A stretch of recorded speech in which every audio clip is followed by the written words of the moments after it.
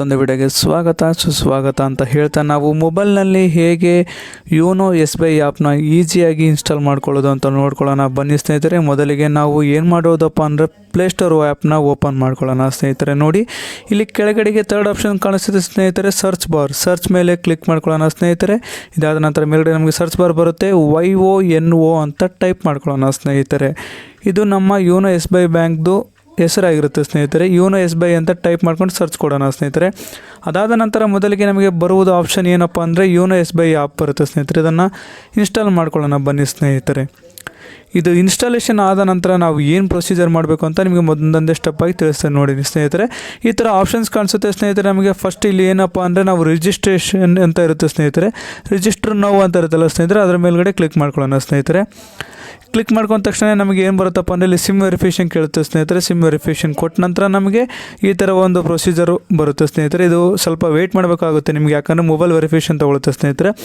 ಇದಾದ ನಂತರ ನಮಗೆ ಇಲ್ಲಿ create S B I internet banking ಅಂತ ಬರುತ್ತೆ ಸ್ನೇಹಿತರೆ. ಪ್ರೊಸೀಡ್ ಕೊಡಬೇಕಾಗುತ್ತೆ. ನಾವಿಲ್ಲಿ ಪ್ರೊಸೀಡ್ ಕೊಡೋಣ ಸ್ನೇಹಿತರೆ. ಪ್ರೊಸೀಡ್ ಕೊಟ್ಟ ನಂತರ ಮತ್ತೊಂದು ಈ ಥರ ಬರುತ್ತೆ ಸ್ನೇಹಿತರೆ. ಇದನ್ನು ಕೂಡ ಎಸ್ ಐ ಅಗ್ರಿ ಅಂತ ಕೊಡೋಣ ಸ್ನೇಹಿತರೆ. ಇದಾದ ನಂತರ ನಮಗೆ ಮೊದಲಿಗೆ ಆಪ್ಷನ್ ಬರೋದೇನಪ್ಪ ಅಂದರೆ ಯೋನೋ ಎಸ್ ಬಿ ಐನ ಹೇಗೆ ರಿಜಿಸ್ಟ್ರೇಷನ್ ಮಾಡ್ಕೊಳ್ಳೋದಂದರೆ ಫಸ್ಟ್ ಆಪ್ಷನ್ ತೊಗೋಬೇಕಾಗುತ್ತೆ ಸ್ನೇಹಿತರೆ. ನಮ್ಮ ಹತ್ರ ATM ಇದ್ದರೆ ಇಲ್ಲಿ account number, date of birth ಮತ್ತು ಮೊಬೈಲ್ ರೆಫರೆನ್ಸ್ ನಂಬರ್ ಕೇಳ್ತೇವೆ ಸ್ನೇಹಿತರೆ.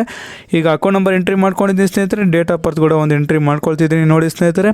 ಡೇಟ್ ಆಫ್ ಬರ್ತ್ ಎಂಟ್ರಿ ಮಾಡ್ಕೊಂಡ ನಂತರ ನಮಗೆ ನೆಕ್ಸ್ಟ್ ಆಪ್ಷನ್ಸ್ ಏನು ಕಾಣುತ್ತಪ್ಪ ಸ್ನೇಹಿತರೆ ಅಂದರೆ ಈ ಥರ ಮೊಬೈಲ್ಗೆ ಒಂದು OTP ಬರುತ್ತೆ ಸ್ನೇಹಿತರೆ. OTP ಎಂಟ್ರಿ ಮಾಡಿದ ನಂತರ ನಮಗೆ ಇಲ್ಲಿ ನೆಕ್ಸ್ಟು ATM ಕಾರ್ಡ್ನ ಲಾಸ್ಟ್ 6 ಡಿಜಿಟ್ ನಂಬರ್ ಕೇಳುತ್ತೆ ಸ್ನೇಹಿತರೆ. ಲಾಸ್ಟ್ 6 ಡಿಜಿಟ್ ನಂಬರ್ ಎಂಟ್ರಿ ಮಾಡ್ಕೊಳ್ಳೋಣ ಸ್ನೇಹಿತರೆ. ಇದಾದ ನಂತರ ATMದು 4 ನಂಬರ್ ಪಿನ್ನನ್ನು ಕೇಳುತ್ತೆ ಸ್ನೇಹಿತರೆ. ಈ 4 ನಂಬರ್ ಪಿನ್ನನ್ನು ಎಂಟ್ರಿ ಮಾಡ್ಕೊಳ್ಳೋಣ ಸ್ನೇಹಿತರೆ. ಇದಾದ ನಂತರ ನಮಗೆ ಇಲ್ಲಿ ಯೂಸರ್ ನೇಮು ಮತ್ತು ಪಾಸ್ವರ್ಡ್ನ ಸೆಟ್ ಮಾಡ್ಕೋಬೇಕಾಗುತ್ತೆ ಸ್ನೇಹಿತರೆ. ಮೊದಲಿಗೆ ನಾನು ಯೂಸರ್ ನೇಮನ್ನು ಸೆಟ್ ಮಾಡ್ಕೊಳ್ತೀನಿ, ಅದಾದ ನಂತರ ಪಾಸ್ವರ್ಡನ್ನು ಸೆಟ್ ಮಾಡ್ಕೊಳ್ತೀನಿ ಸ್ನೇಹಿತರೆ. ಓದ್ಕೊಳ್ಳೋಣ, ಟೈಮ್ ಇದ್ದರೆ ಓದ್ಕೊಳ್ಳಿ ಸ್ನೇಹಿತರೆ, ಇಲ್ಲಾಂದರೆ ಹಾಗೆ ಸ್ಕಿಪ್ ಮಾಡಿ, ಏನು ಹೆದರೋಂಥ ಅವಶ್ಯಕತೆ ಇರಲ್ಲ ಸ್ನೇಹಿತರೆ. ಕೆಳಗಡೆ ಇರ್ತಕ್ಕಂಥ ಎರಡೂ ಐಕಾನ್ನ ಕ್ಲಿಕ್ ಮಾಡ್ಕೊಳ್ಳೋ ಸ್ನೇಹಿತರೆ. ಅದಾದ ನಂತರ ಓಕೆ ಕೊಟ್ಟ ನಂತರ ನಮಗೆ ನೆಕ್ಸ್ಟ್ ಪ್ರೊಸೀಜರ್ ಕೂಡ ಬರುತ್ತೆ ಸ್ನೇಹಿತರೆ. ಸ್ವಲ್ಪ ನೆಟ್ವರ್ಕ್ ಪ್ರಾಬ್ಲಮ್ ಇರೋದ್ರಿಂದ ಸ್ವಲ್ಪ ಸ್ಲೋ ಆಗ್ತಿದೆ ಸ್ನೇಹಿತರೆ, ನೋಡ್ಕೊಳ್ಳಿ. ಈಗ ನೆಕ್ಸ್ಟ್ ಏನಪ್ಪ ಆಪ್ಷನ್ಸ್ ಬಂದಿದೆ ಅಂದರೆ ಸ್ನೇಹಿತರೆ, ಈ ಥರ 6 ಡಿಜಿಟ್ ನಂಬರ್ ಕೇಳುತ್ತೆ ಸ್ನೇಹಿತರೆ. ಇದಕ್ಕೆ MPIN ಅಂತ ನಾವು ಕರಿತೀವಿ. ಇದಕ್ಕೆ 6 ಡಿಜಿಟ್ ನಂಬರ್ ಯಾವ್ದಾದ್ರು ಇಟ್ಕೋಬೋದು ಸ್ನೇಹಿತರೆ. ನಿಮಗೆ ನೆನಪಲ್ಲಿ ಇರ್ತಕ್ಕಂಥ 6 ಡಿಜಿಟ್ ನಂಬರ್ನ ಎಂಟ್ರಿ ಮಾಡ್ಕೊಂಡ್ರೆ ಸಾಕು ಸ್ನೇಹಿತರೆ.